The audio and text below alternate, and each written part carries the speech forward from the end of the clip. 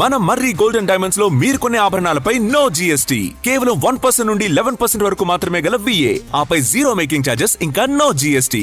మర్రి golden diamonds. ఉమ్మడి ఖమ్మం జిల్లాలో ధాన్యం మక్కలతో గోదాములు నిండిపోతున్నాయి.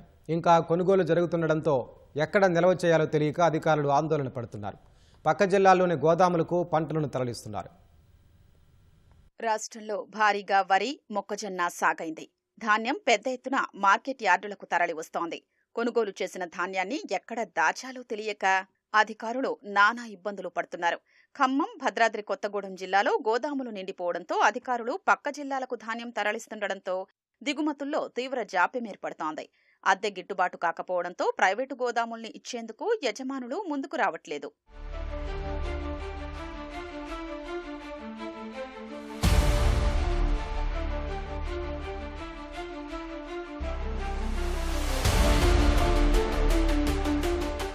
గత వానాకాలంలో పండిన ధాన్యాన్ని కొనుగోలు చేసిన ప్రభుత్వం మర ఆడించేందుకు మిల్లర్లకు కేటాయించింది.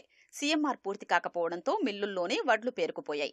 ఈ సీజన్లో ఖమ్మం, భద్రాద్రి కొత్తగూడెం జిల్లాల్లో 3.16 లక్షల ఎకరాల్లో వరి సాగైంది. కోతలు మొదలై చాలా రోజులు దాటినా మిల్లులు ఖాళీగా లేకపోవడంతో మిల్లర్లు చేతులెత్తేశారు. ఈలోపు మొక్కజొన్న కాంటాలు మొదలయ్యాయి. 2 జిల్లాల్లోనూ కలిపి 3.18 లక్షల ఎకరాల్లో పంట సాగైంది. ఎకరాకు 40 నుంచి 45 క్వింటాళ్ల దిగుబడి వచ్చింది. కాంటా వేసిన బస్తాల్ని తీసుకెళ్లిన లారీలు గోదాముల వద్ద రోజుల తరబడి బారులు తీరుతున్నాయి.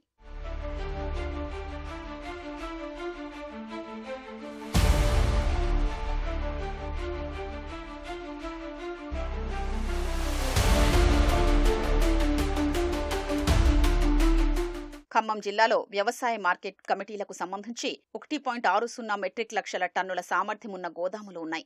వాటిలో అధికారులు పత్తిబేళ్లు, ఎఫ్సీఐ బియ్యం నిల్వ చేశారు. కొనుగోలు చేసిన వడ్లకు సరిపడా పారా బాయిల్డ్ మిల్లులు లేకపోవడంతో 20,000 మెట్రిక్ టన్నుల్ని ఉమ్మడి వరంగల్ జిల్లాకు తరలించారు.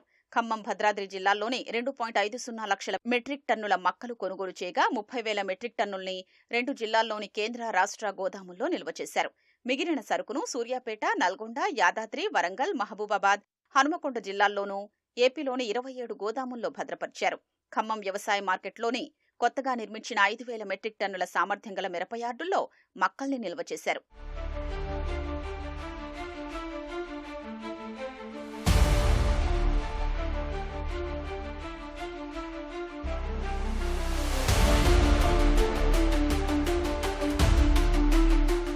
రోజురోజుకు భారీగా వస్తున్న మొక్కజొన్నల్ని ఎక్కడ నిల్వ చెయ్యాలో అధికారులకు తెలియక నానాపాట్లు పడుతున్నారు. పంట ఉత్పత్తులు ఏడాదికేడాది పెరుగుతుండటంతో గోదాముల కొరత సమస్య మరింత తీవ్రమవుతోంది.